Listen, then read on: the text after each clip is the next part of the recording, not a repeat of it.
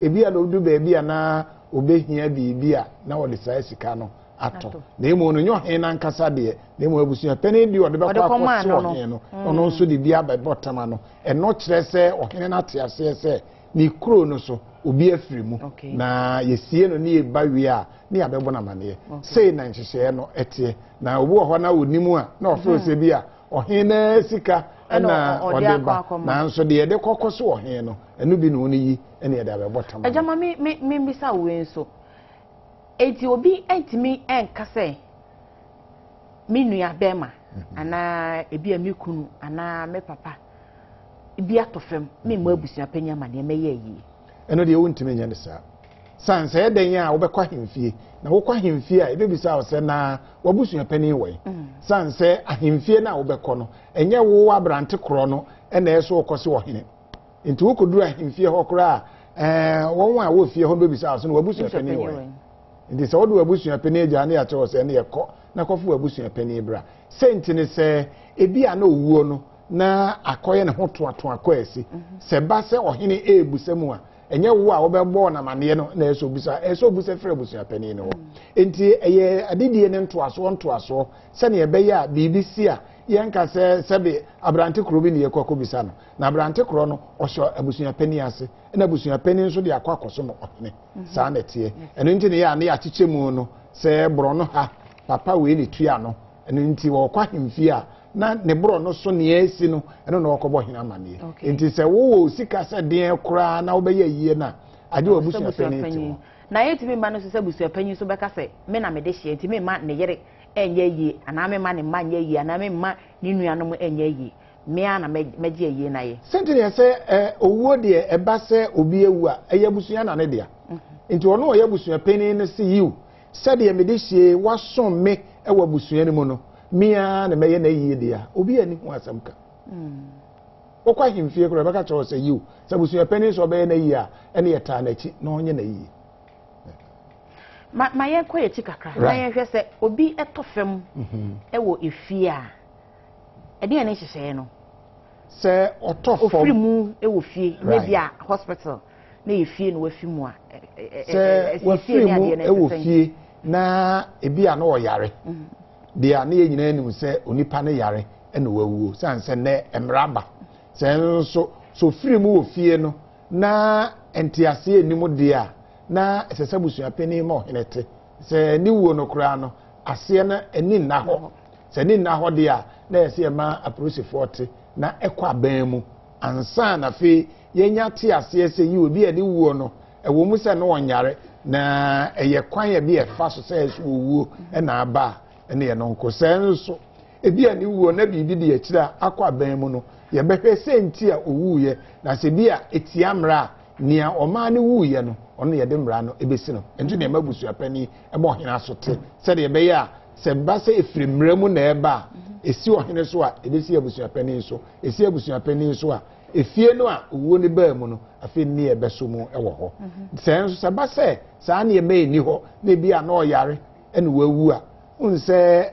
tete no na yedi na awotwe ya na yenimu se efi saa da wuye no kosine na awotwe no de ebi ana enyo wuo na ebi ana wato mumu ba bi a obetimi asore aba nti yetutwa wira egu ne so na ye hwe se ebi a obeda ho saa na awotwe obesore a na se wan sore a na ne kyeresa fedie se ye peno krabe unse ewi bi e fre na champion no so utwagu efunu so a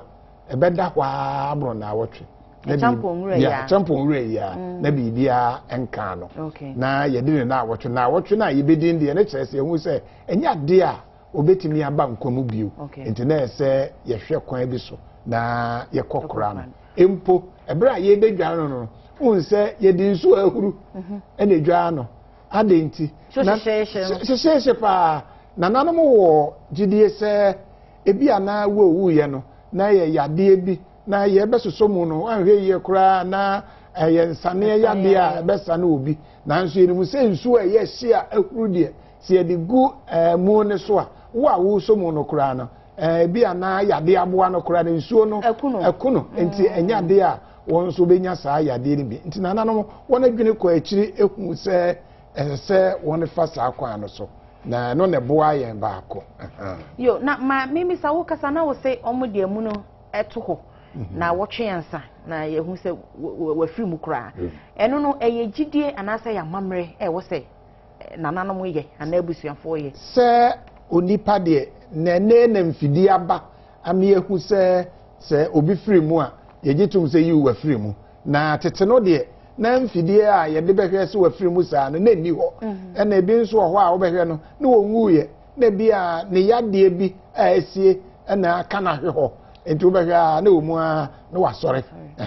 enu nti ne ya no de ne to ye se ebi a se ye de ye giri so wawu a ebi a no nwu ye na emu no na ni so le chi no na ebi a watore mu a ebi a na obehwe no na wasore nti se wansore a na ye giri se na wotwene de ne kra no wa chinchina nti di na wotwene wi a enya de a obetimi asa aba nkwamu bio na wono nso giri se sabra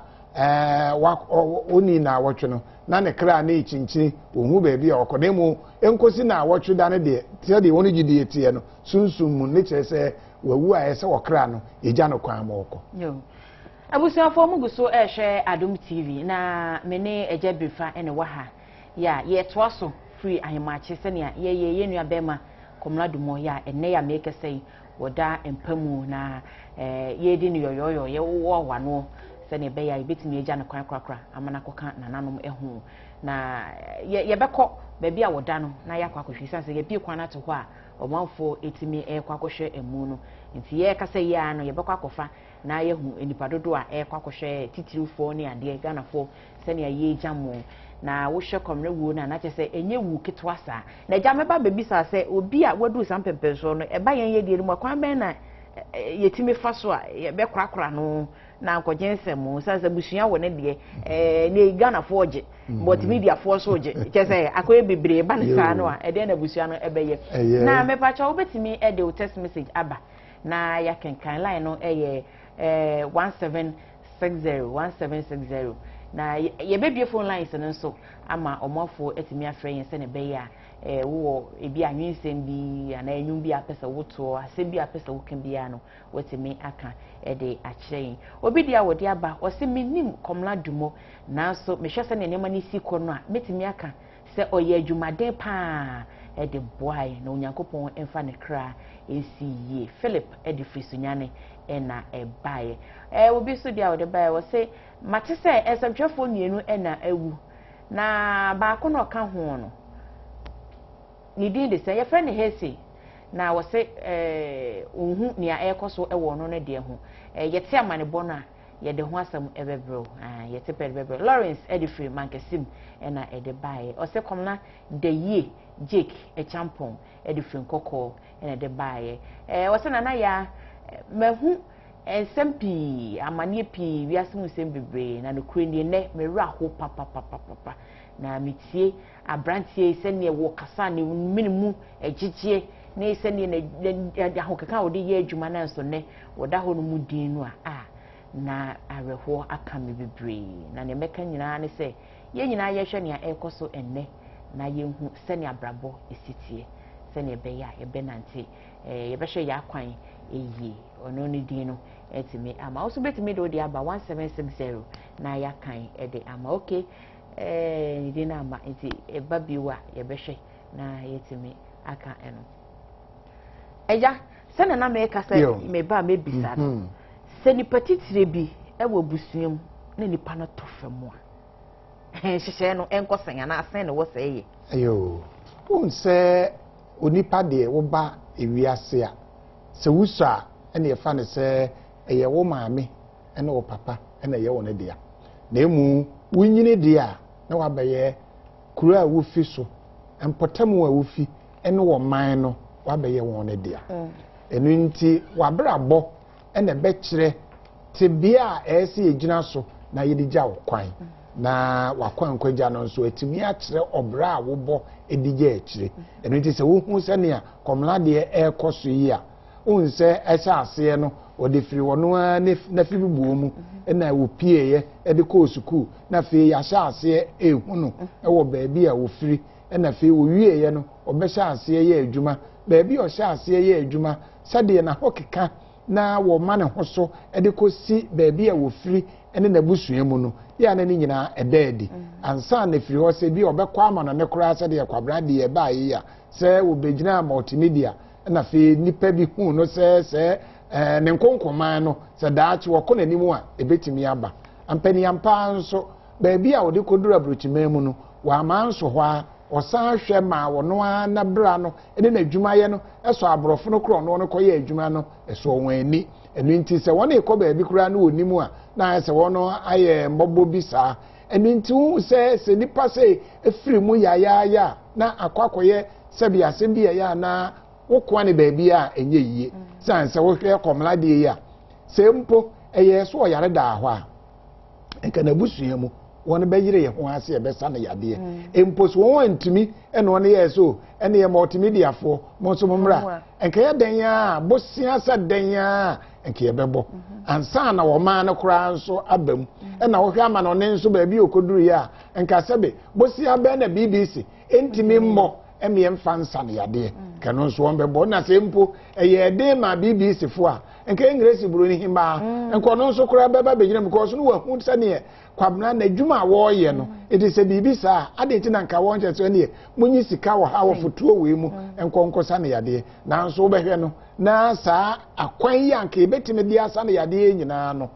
owo ekuta waje afiri ensem te e ba na sa ya na ayeya amanipa hodo anka oni giri senka oni betimi atue sika amiyade age ne nkwa no enti e ba na sa na ye yo no ya na ye pagya no ekosi mpempen so bi ni nyina ye de kire okwan a ofa so a obebo ne bra no na wabɔ ne bra na ma nipa dodo nso ani aso ne awoyeye esi ani aso a na esi ehu si efo kwampa bi so agya ne kwan na egya ne kwan ama akwa kowie obra obebo ye eni enumunyam ode hye ono ani kromu mansini oman ene kosi amano ne baabi a wofire no nti ene ehu si ye pagya ne kese a na nyese bi a eye obi bu apaye na emu wono na dwuma obeye no asase so no eso na ye gya no kwan de atua ne kase de obeye ye no eso ye ni eda ye tirim ye kai eni si ye bibi de a kire de obeye ye no a na ye ama enchirima nso eba na hu se oyire wo ho a te se de ono ye na dwuma no kokosi ye adaache no saa enumunyam no ye betim de bi ahyew mame mehwe yenua idia aba wo se ahonhomo a wo mubo nipa ho ban ene na na Ghana no kure ne mahwera de pa esanse Komla eye adwumaden eboa Yakobon fa ne kra ensie eye Salome ene de baaye wo se onipa wotu no ho esi ho de eye adwuma eno no Komla de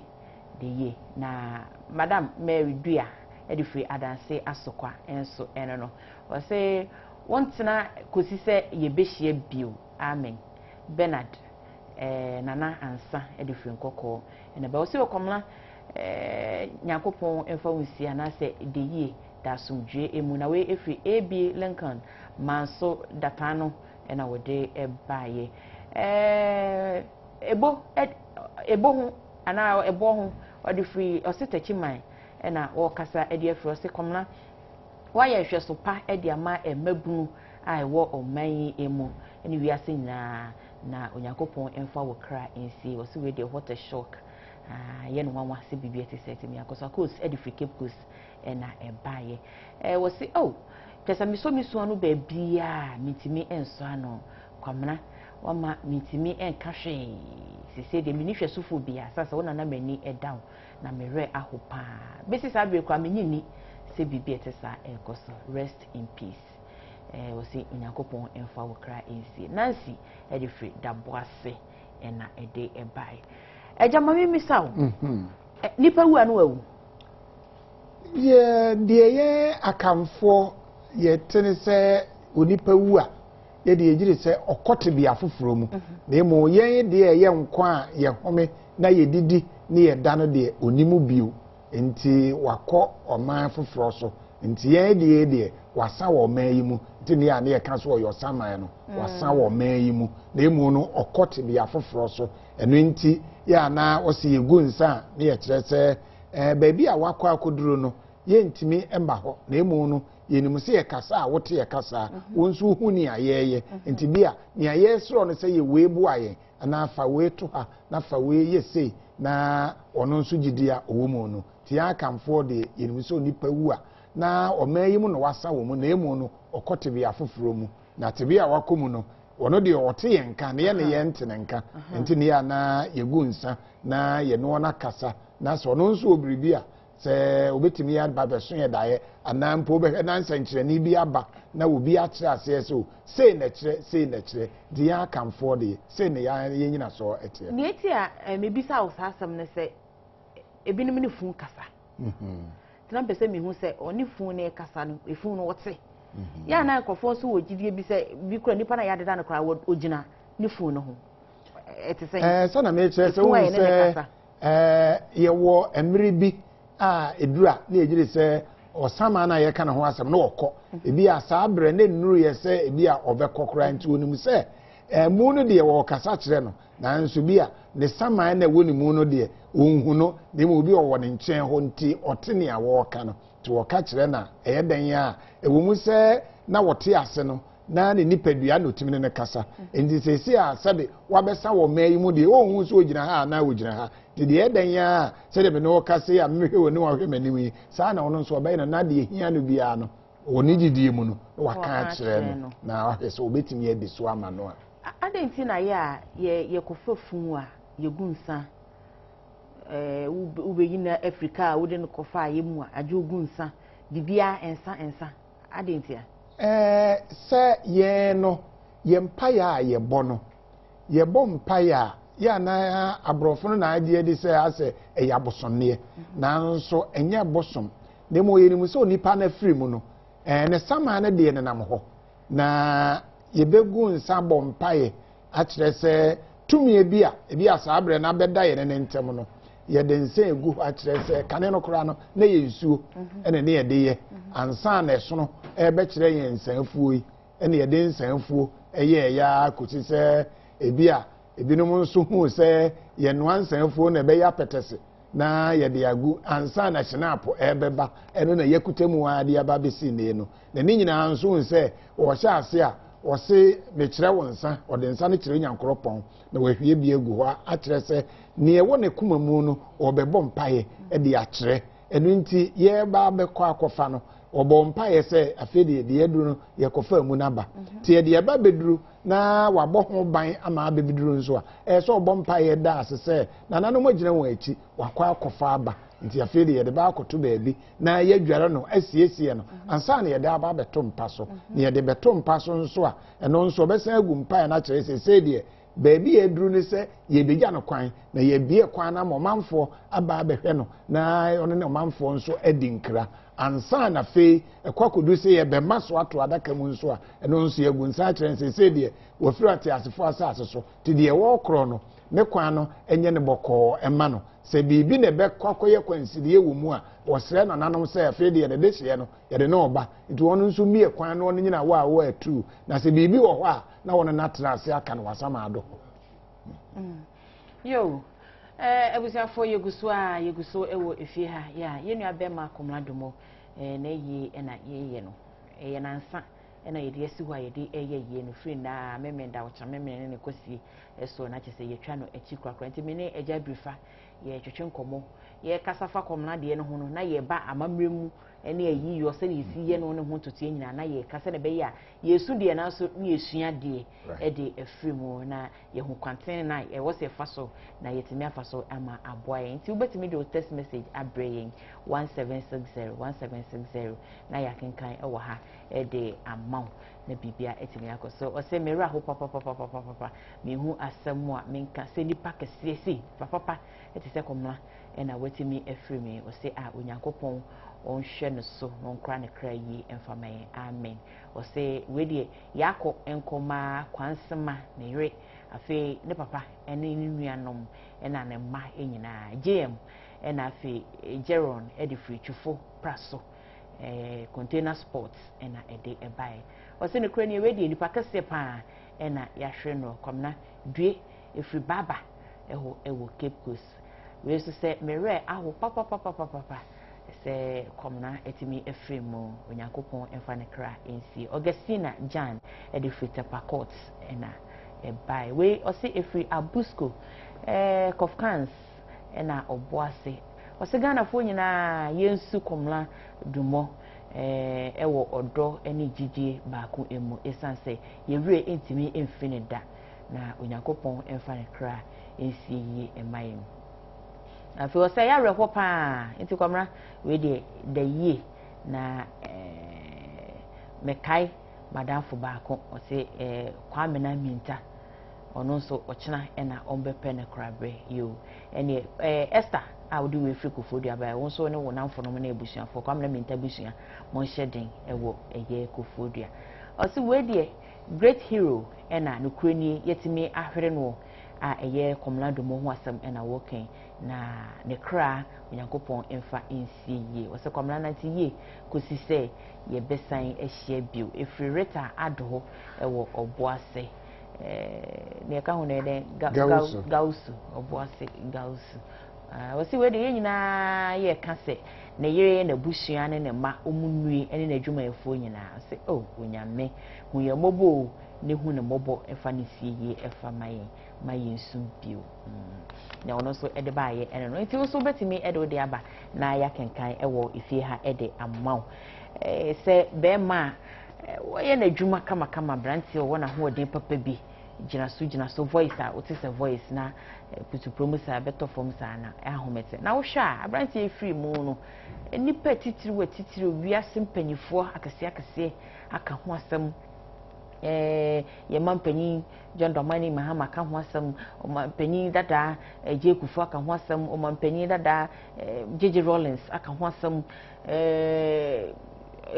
amanonia America mampanyi waka ho asem America mampanyi dada eso aka ho asem chese empanyifo na eka ho asem eja wo ye ensem twadwuma yi achepa eti mami misa se ede na wo so betimi aka ede afa Komla ho ni abetimi aka afa Komla ho ne se wo hwe ensem twadwuma no a ne no na emu abie kakra kan de na ye kyerkyere pa na nso na ye kyerkyere mayen no na yetimi boaboa no a de kɔ baabi ebesi se ene emu adahwe na wo hwe se de wono ohuri na ohya ase no a na nka enye baamu a kenimu so obekɔ de edin na kwakyiri pa na nso akwakoba ne sei na akoba ne sei no na wo se na bia na mafo na ya yente ase be de wo se ye na nanom de oni gina won se said o ye ne ma ntentem ni de na onye cheba nti no ye na wa ye ne ntentem na ode akọ na se wo said ye wono nso eye ne ma na wo musa Ghana fo bebre akọ BBC afidie no so sanse nye wono ne de odikan na nso wo said wono ye na adwuma ma empo BBC afidie no a ekwamansan nyina so wono unse English abrofo no won ye nipa bia won ye nyimu pa o enempo esi nyimu afi won enso wo won ho papa a se kasa na wo ka no ene wo nene ne eba no se ne nti ase e sote no o ma ye hihim na so kakra bia wenzo ne ho ano no ada no kasa ma ye ntimi nti ase e munyini fi o man tese wo te ho anzo bo se betro so ne ye wo be ye adwuma ha be ye jesi no bakura bi o betro sa na asem ne tie na nso we de won kan so wo mu se ne hono enye ye de na nso oka sem na yetene pa te se de oye English bruni nti se ne hono kura de ye yemfa ho wo mu se won de live ya tum che se won gitum se yiw wa ye adwuma na ama won nso kura nka won mpe se obi ni yese no won je so se de yete na sem a woka na se no so ye bibini kura anyere ne hia ye sanse woka se no me yete ha me ye hu se kwabra timi de ye nkokoduru ba bia wo mu se Ghana fo bi mu edikan ho de na nso no koto a won de won ye ne so me ekoduru ba bia se nye so owuo yi dia enka no obekọ akiri pa de Ghana di na akọchi nti ha no de se me ka na mana mo se wa ya de na nso no sebe na wanye chiba nti wa yire ne ma ne tentem enu waja ensense mu yo ada se jai afeya san ko empanyinsem mu biu na ye hwe se obi wu na yesie nipa no a ade nti na ye de sika ntoma nema egu adaka no ade nti eye un se America aka se yen akamfo no ye wogidie se obi ewu a na omayi mu no wasan enye baabi foforo no ene ye nso wogidie se wo free ha wobekọ baabi foforo na wobekọ baabi no kwa wo kro no ye ni wo se de ye hote enu nti ye de e wo ha kakra no ese e ma obi kuta na wo kwa udu baabi na fe be hia se so to bibi na so ye bibi a watimi e de aye enu nti se ye de wo to adaka mu na de we ya ne se abusua pani ye kuro no wono bebo ntoma no na wo hene enso abebo ntoma se meka se de wo de ba akwose no odi ba bebo ntoma na no na fe wo papa na wo maame wono nso ebebom ni abebo ntoma no sans won e de wo baaye de se wo kọ na wo behia bibi a ese ebo ntoma no na eno nso achi no na wunuanom ene onam fufuo bi a wugiri se na wono ne goro pa no obi wo ho a wose we de menene de ye busua na namfo de ye beto ye kwa so eno nso ba bebo ne tamo no ama wo de akọ na de etwa to pa no eye okunafo yes okunafo de bebo to obo ne ne kuna entoma no a na asamasa obo ne ye etama no a na asamasa ansa na fe yaka kata so sanse yinum se ba bi a wo kro no se ba so beto bribi a odra nani a se wanhia ne papa so hia ne maame ana wonua ana ne yere ana ne ku wono na ese wotimi ma ne bibi ema odeko nti saa na yehye no wo se de be ya ba bi a wo kro no yenimu honti no na ya bo ne ntoma no so oduru ne bi a yeteku nse ya na ye de nsempo amiensa nsempo amiensa na ye de bo ano se bi a oduru ba bi na obeto nsu a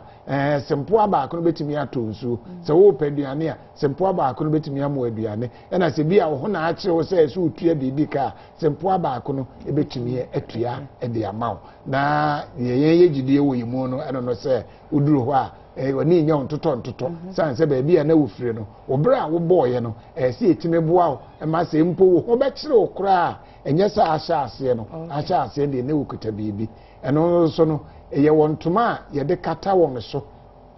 sanse irimse ye de a ye de amama amanu de enya de ode beko na mo obi a obeduru ho no na esese ntoma esini na eso de etwa wasane nti eno nso wo papa ene ye busua na be ma ntoma ne bi ena wunuanom nso de ansa na wo yira na wuku de ne de nso abeka ho sanse se ni pei ene ejiri se won na ufiri wonimu ansa na wupie nti se na wo ho no won na wo som won so na som wo edi se wakokuduru ba bi ejiri se aye de den a se won so timi de bi de boa se ba bi a wo kọ no se wani ye ntoto na wakọ anum ti ye de sa na ye mane kata so wi a afi ansa na ye bebu adaka no so na ya bobọ so na fi ya kire ahirema se munye krado sanse ye gunse etwato no a na se ye maso ye de kwa esie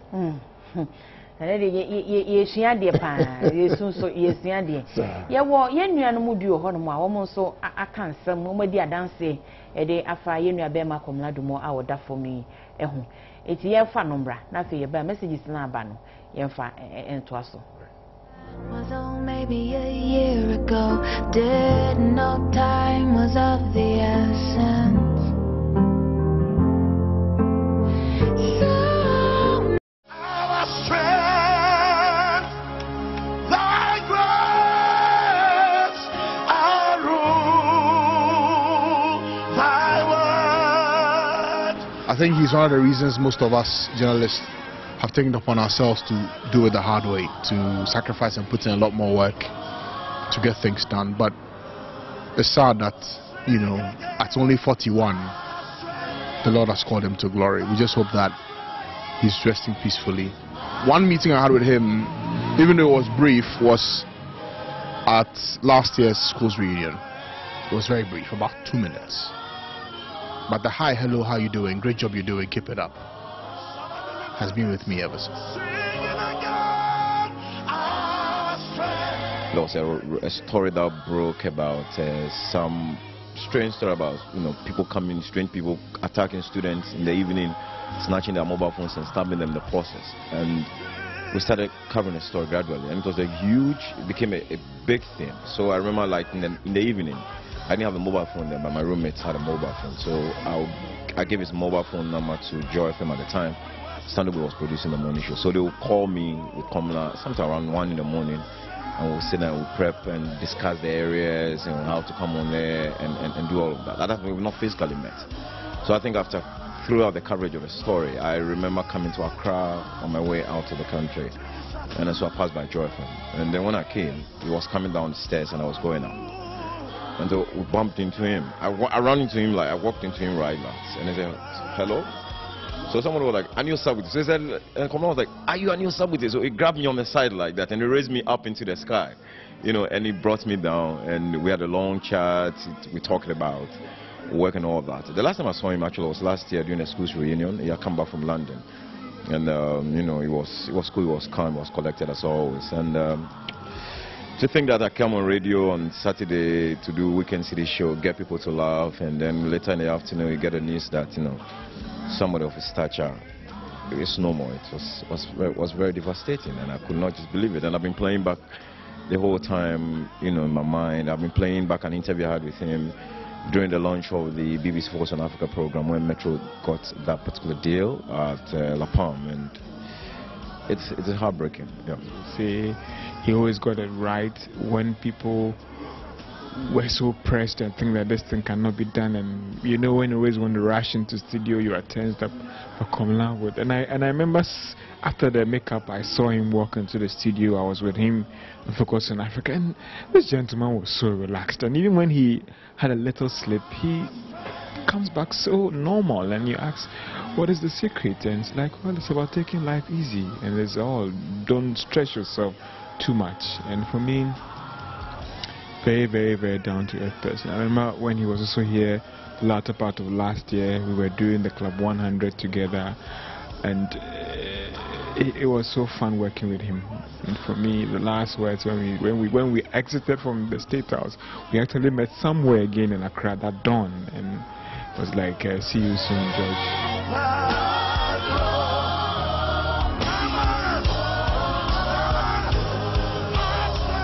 I used to work in a studio called Case Frequency, and I remember him walking in with Doreen to do some voiceovers. That was how we connected. After that, of course, on the station, interviews and everything that pertains to what I do, we met on different stages and different platforms. He's a fun-loving person, always has a joke or two to lighten up situations, We'll definitely miss him, but I can tell also that he's lived life, no matter how short we think it is, he's lived life to the fullest, and he'll be remembered. His life has been a blessing. He's always wanted to say what it is, that is when it comes to the truth, not, kind of push anything under the carpet. I mean, let's rather deal with it now, and then we'll all be fine. So yes, I'll remember him. I remember hearing the news yesterday. It wasn't a pleasant one. I checked on 2 platforms, social media, and it was there, and I was like, that can't be true. But unfortunately, it is. So we all need to look at this life that is being lived well and try and emulate that no matter what we have to do, we do it well, and then when we are gone, we can say that we also had an impact on life. It's too sad and very painful to me, and I couldn't believe what I heard, because I want to go far. I want to be like him. I want to go beyond the borders of BBC and the other competing broadcasting companies. But now there's some kind of fear in me, so I don't know whether I should lay back or relax or calm down. But I know with God all things are possible. I first met Komla at the premises of Joy FM. At the time, it was only Joy FM operating here, and Joy FM had organized a blood donation exercise. I really wanted to work for Joy, so I came to make a donation, and then after that I had a word with him. I spoke to him and told him what my plan was to work here at Joy FM. He asked me to come back on Tuesday after his morning show presentation, then he could guide me through. So I came back. He had just finished with his morning show. He, Malco Zomelo, Fred Chidi, they had stepped down towards the traffic light, there was a woman selling kinky, and they had gone there to eat kinky, you know, just by the roadside. I'm bringing this memory of him because I want to establish how down to earth Komla Dumont, the person we're talking about, is. Way back, I wanted to do radio, so I can't remember. That was way back. I used to come to Joy FM just to see Komla Dumont, the man, you know, behind those thick voice and those, you know, eloquent, you know, articulate when it comes to English. And I had interaction with Komla Dumont just last year, Joy FM Old School Reunion at the Independence Square. And I told him, listen, you have always been my inspiration when it comes to radio. And he was so happy, you know. Just last week, Thursday, I was even watching him on TV. And right here at Multimedia family, we call him KD, or Boss Play. And I was like, KD, you make him Multimedia proud. And just yesterday, after my show on radio, I heard he was dead. I'm like, God, I can't believe this. For me, he's not going to be down there 6 feet, but he's always going to be here in our hearts. I want to say, may his soul rest in peace.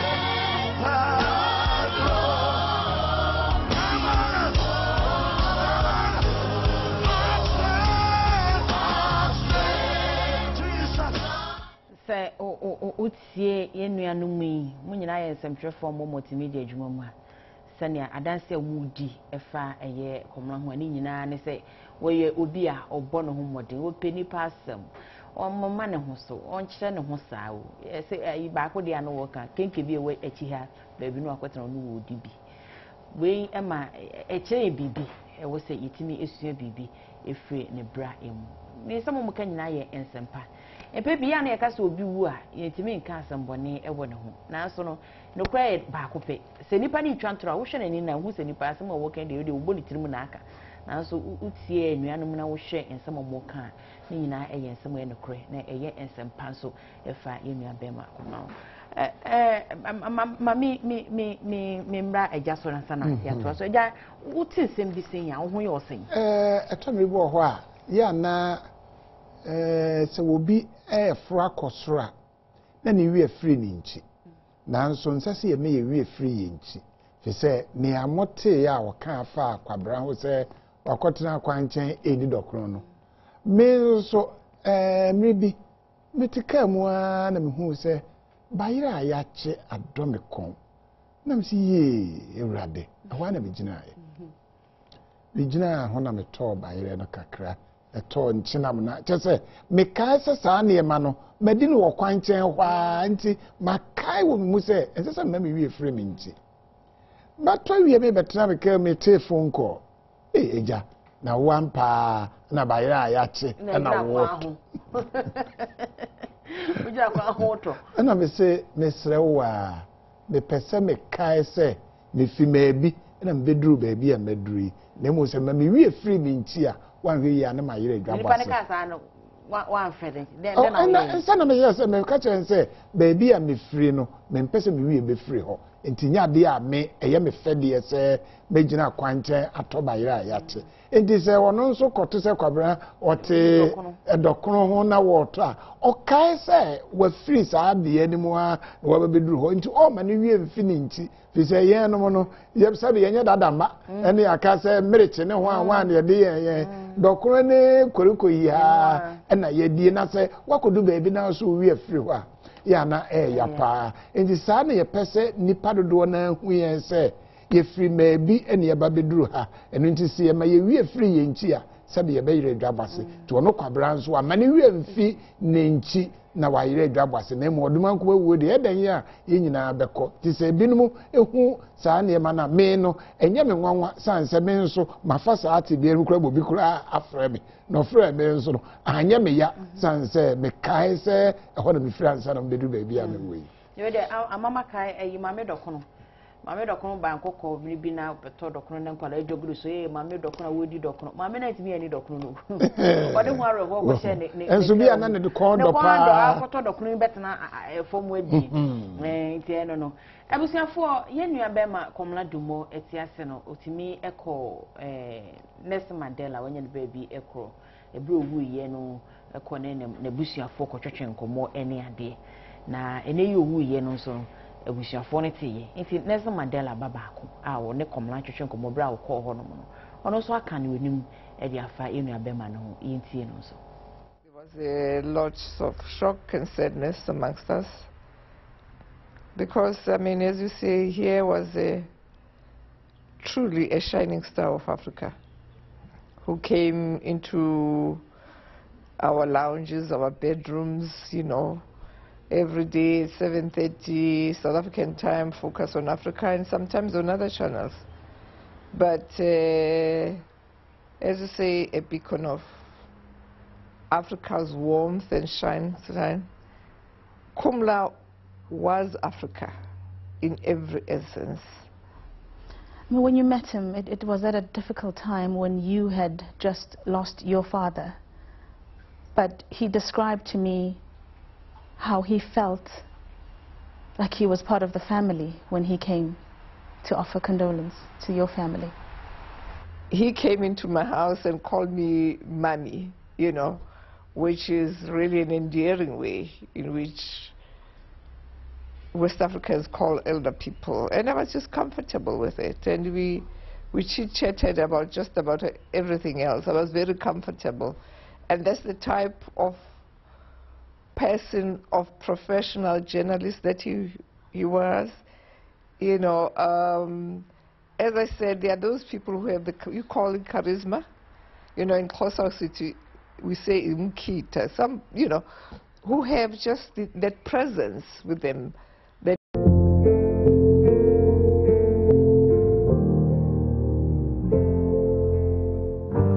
Always in a rush, never stay on the phone long enough. Why am I so self-important? South Africa kani mampenyi Nelson Mandela wenye ni baby ko ne baba akonso eno no ebra papa efiri mu na Komla ko ho na wone omo ana wone no ekudi enkomo senia ohun no efa ye friend no mami ni ade a chese so woni chase obi ewunim no kra dada so manpa eno no to no so na ewunim efa ne ho ena yeteye no mami he message ya abai wo se we die akai me ebra me papa ewuye na papa free mu na onyame na de ma ono aso ena ogie enti ne meka ne se onyame fa ne kra ensie yi Vincent edifree asemanso ena ebae wo se no kra nie efree bra madamfo ene me admire obi a mepe na asem Komla domo efree mu no masua so mameda so esu masu bebre na sisi ya mehwe ne nka yeso ma ye ma no ene ade ni nyina no mintimi kra na ne meka ne se we die Acquah enkoma na bushia na namfo nom ene wonye mo pe na asem nyina Kwesi Hammond edifree new botiano ene bae o se adenti ena Ghana ha ye twen ya ema ya dehye ya wo musombo wo ko wo krachi ansa ena yetimi akai wo mu na ye de omudin etoto akwan ene ade omote ase yetimi nye ma wo ana Eric edifree Prisia ena ebae Michael edifree jiwa aguna Michael jiwa o se edifree aguna swedro ene bae o se Komla we de Onyankopon ene wo entna baby a wo bia no do de ato aso se 1 Samuel 2:6-9 yenkenkan ewo eho o se no kranie dumo eja adepa ewo nachi ede amaye ye legacy ya eye papa ewo se sese ye nchirima ni timihwe na yesua na kwabena o se me pacho kache nananom ese we de omo hwe wo kra ene obibia esuye emfa emma yen eja yemra na yentoa yenkomo twetwe na yenka yetiefo se yeguso aye Komla domo enti ena yeti ha yeguso aye kai no na yahwese na yiye no ebetimi akoso ma me bie phone lines na obi be fra watimi afre na afi yehwe nkomo ye ofra na yejai na yetie odie no eye 0302 211701 211702 211703 211704 ofren na ne wo kai ewo no ho ana ne obetimi aka epo unnim no kra ne sofa yaka de afa ne ho ne ayeyi ne ade nyina no obehu nipa oye no aka e de akire nti etim se ne be ya afoforo nso no ebetimi abaso bi ede amai nti 0302211701 211702 211703 211704 fabrain na yenkan anase yetimi entienia ekoso ewo botamo ni baby a owo bia na ansana no eja mami misa adenti na obi gwa yedi ededuanan ebinum kura di ededi otwe nananum wojidi na nananum wojidi ni se okra na otu mu no so firia onfiti prekope enko se makase ya na ye na awotweda no na so obo mpempen na wonenam ho na eja me ba ma me nkobro hafo na me mfa Linda e wo honom ayo Linda me mo ha o ya odo na wompo mo tisen nyame na dum na mo so e nyame adom yeso e ho ye wa ha yeso yesi ha ye ntimi amabidie na mo mare ho ani yeji enise nyame na de ma onu ase na waje enti multimedia fo mu nyina ye ma obia ya akọ na afa no kuna fo ni mani abusuafo nyina ni ensre nyame mpaibo emfa no na ongi yewra komna dubo emfa ni fie emai ti nyame nka mo ho ni aduma pa mo ye yo ye da se pa Lydia nyame esha obebre won so betimi afre na yetie won sama wo ede emai yo yes Frank enso ewo so hello FL Mena cool for on the ya nanka ni hia won kura o no mo de aba betwam nti abusuafo munya botre maye na enhoma ne tomre bo ho a na edi ehwamo na nso esia eden ya ne amonso mo pen ye beba yo ye so frofo bi ho ana ye fa no hello me say ofrofo bi ama e wo se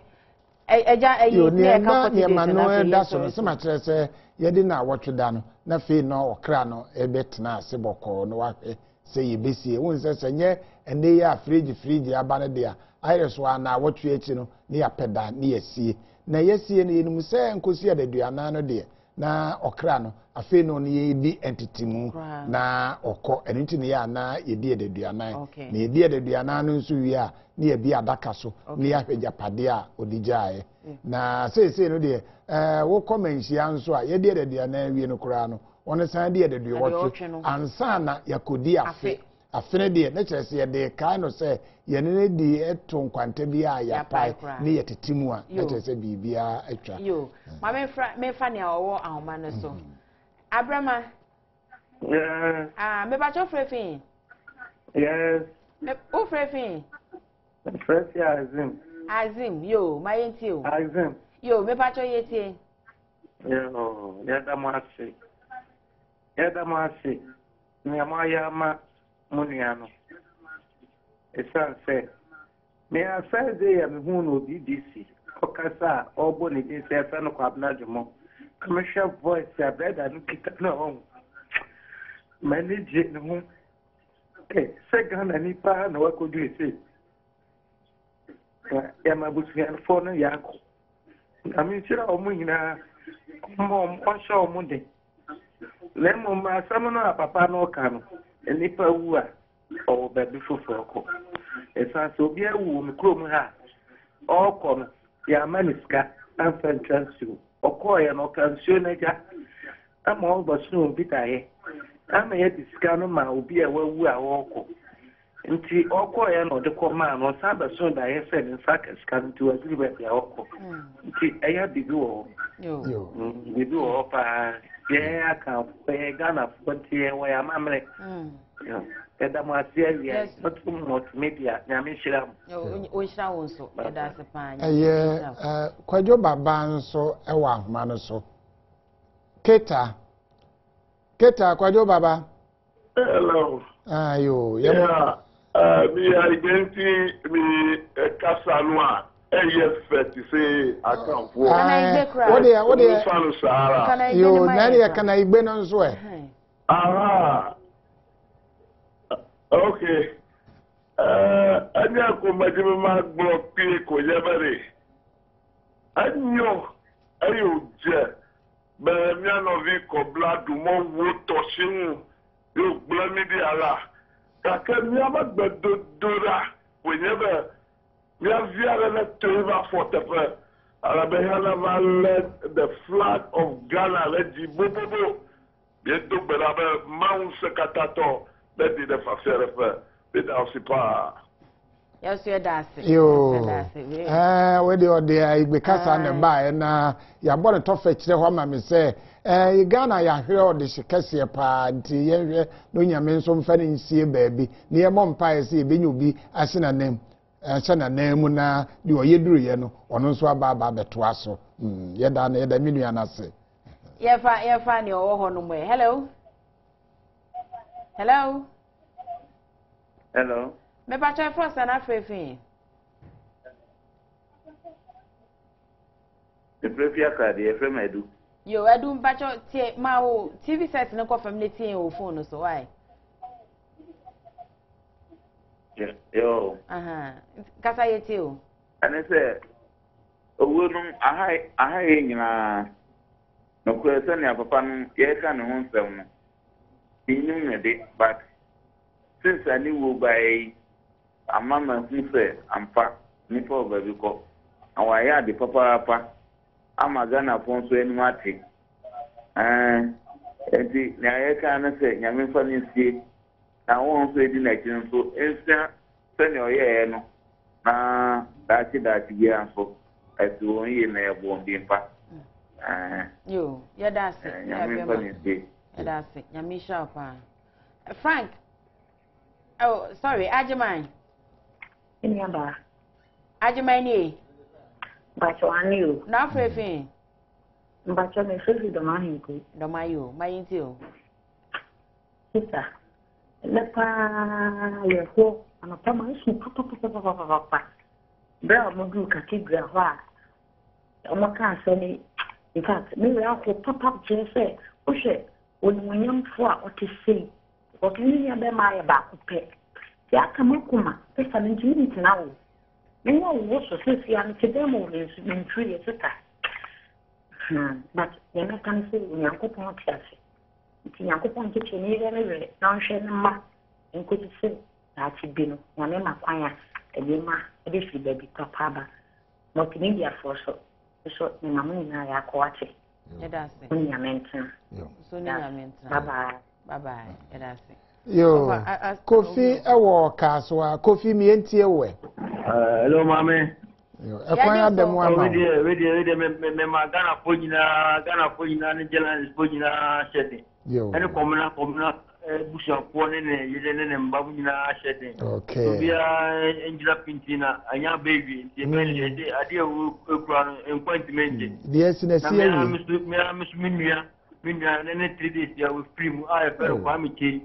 ni na te kwashima na betina ka so ayo city 90 days ya we free mu tibema na wo ne adofo nyina shede obibia mobia shede yo yanso yoda wasi nana wo free Accra afan na wo me pacho me wo Jamestown yo my deal yo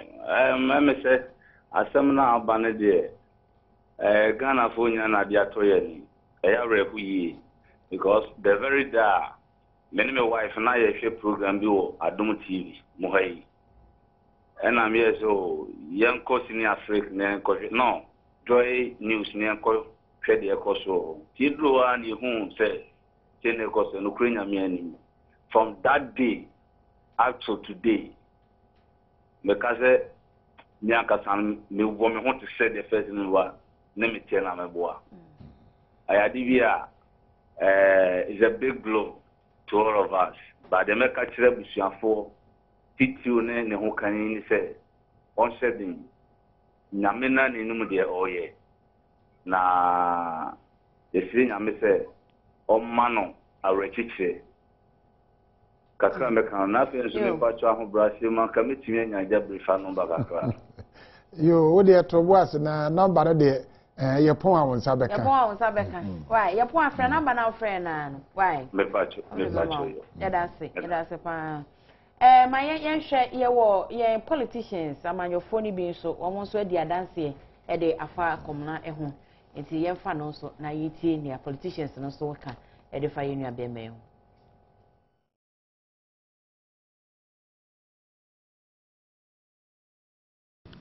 Tributes continue to pour in at the sudden demise of Komla Dumont. Signing the book of condolence open at Joy FM, Samia Nkrumah noted Komla Dumont made Ghana and Africa proud when he mounted the world stage through the BBC platform to prove that the African is capable of achieving excellence. Who I know he's impacted on many professionals, journalists. I pray that many young people will emulate his example, represent us well. And as objective as we are in all what we do, we must not lose our sense of patriotism, our responsibility to our roots. This is what we remember Komla by. Information and Media Relations Minister Mahama Yariga also described the late broadcaster as someone who demonstrated commendable courage in his field of work. I hope that all the things that we're all saying about him and his practice of the profession would indeed serve as a standard for everybody, not just Joy FM, but for everybody in the practice today. And everybody will be inspired by the recognition that globally and locally were given to him to work as hard as he did, because he clearly was a very hard-working person. And former Information Minister Asamoah Boateng also shared some memories of Komla Dumont. I also remember very well during those days he was hosting the morning show. What was the experience like? A politician, you are coming in here and you think, who is the host? He said, Komla Dumont. Let me get my facts right. Get serious. This is a serious business. And not only that, it makes you aware that there are people watching you and that you got to do the best for the nation because you are here to serve. And Komla is doing his best to bring the best out of you as well. And you can't come here and waffle and beat about the bush on the morning show. Other politicians also joined to pay tribute to the late Komla Dumont. The chairman of the Great Consolidated Popular Party, Dr. Henry Latte, described Komla as a hard-working young man who made Ghana proud on the international platform. The Communications Minister, Dr. Omane Boamah, described him as a dedicated person who excelled in all fields. While the Deputy Education Minister, Okujeto Ablakwa, described Komla as an illustrious son of the country who had passion in all he did. The Deputy Sports Minister, Joseph Yamin, among many other personalities, also paid glowing tribute to Komla Dumont.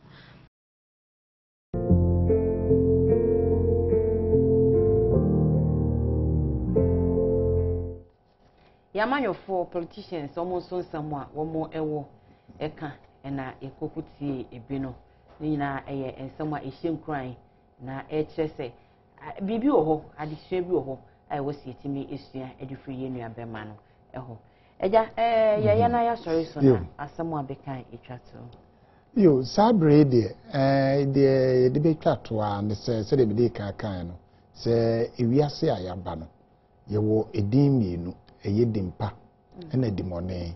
na yebu bebi se dimpa yes na hunya sanse obetimi ye nya wiase ne o manyina nanso se dimpa na ma wanhwe yi a ne yato odin onokwa ne kire se usuba bi ewukuta no wankuta ma na anyefe nanso ya ne binumo antimi anwini nkosi saa bia ne so enti ne no mom yenka hu se dimpa yes na hunya enti ye wiase ayabe no ye mba ye bra ne ye bibia ye no yenhwe se ye esisi so niema adwumaden enso ahye yenkuran se de kwabra eye na adwumaden ya be maka na Komla na kwabra sanse ni nyina ye pe sanse edini bi wo frawa ya na akoye aka edin na no ewase da pemu no be kire sanse bri ni wo man enti de mesre ne se ni aye nyina ehune sa bri ne nia Komla nso be ye ya wetwa esebi ato amaye no ye menu ni anim na yenye hu se daache se yetwa sapa esano ankasa ebema ye butire ama yetime de akọ ensiedo na ye konsiedo nso a ye ho ankire yen wo ho na se bia ye dan kwa mba bi se no kure se ye wuko na ye san ba ye ba ye ji ade ye be yeduru ye no ye beto aso ama akosanse emre no de ho man na emu so obeye wo ne mayie obeteto ne mama akosi bia ipa no eno ne ya na ye fe na so ototo ne yi a eno nti ne ya na ye to bedini na ya to bedini obi busasa aden na ye no woko na ye de bi eba betoto no ni nyina agina adwuma pa obeyeye na se wonwieye na oto no bibia na rekwa se wokora opese opampam no moko nti nenu de ehu ane se bibi sa ba omo yenke yakumanto yeyem na ye de wogidie se yetimi wukọ ne yesa ba de kwabra ba ana Komla ba oba betoa na adwuma pa oye no so amayi yo eja brifa ene no eja yeda ase osi we de ni yankopon emfa ne kra ensie ye Komla afeke dumo osi na de kra na ekoso ye messages a eba for the eba ene no oba really mama na me hwe osi na de kra na ekoso ewo ye man emu titiri ne voter region ye mpanyifo ni wuo wo na osi we de na nafo no ne ade nyina no ma wo mu nyina hyeden osi amen. May Allah and so enshira eye Adum TV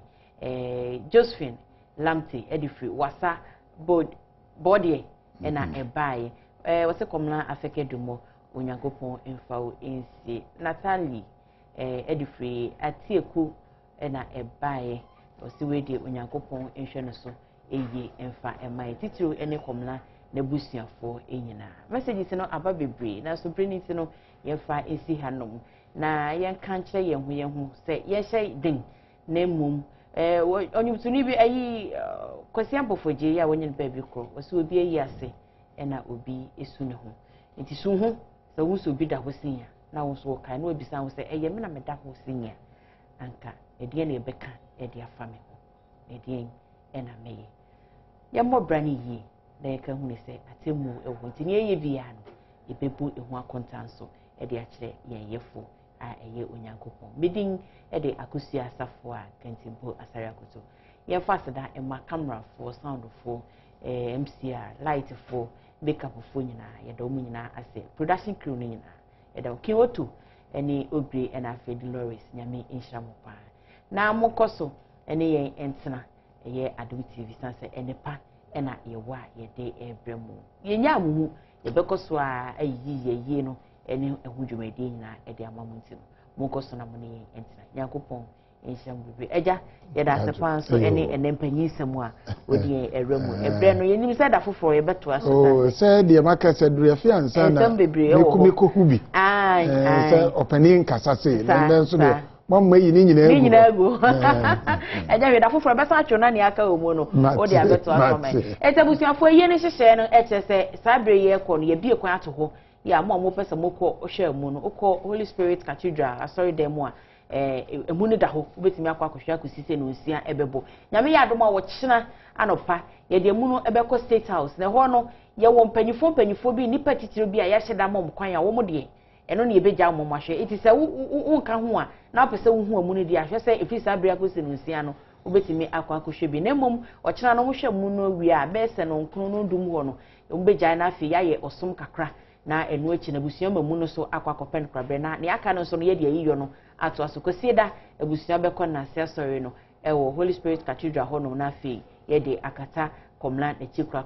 nti we de ebusuafo ene ye nyina ye hye de na ye kota ebusuan chi se ne be ya ebetimi akata na chi kra we eya sumdwemu etu kwa eye boko ye nkopiepia wo bi nkowie wo bi mobile phone ma abrosifo ho ye wo mo hye president ade sojafo nyina ho eno mo mo hye bi ti wadwen yo se wo kwa koboko no anako ye basabasa ebe wi ase na wafa kwa bena ye hu akwa koda afi ase ha dwen enti ye nko no asumdwem ene boko moko se ebe wi bibia na ye de aseda so ama twediampo ye da mo nyina ase yakram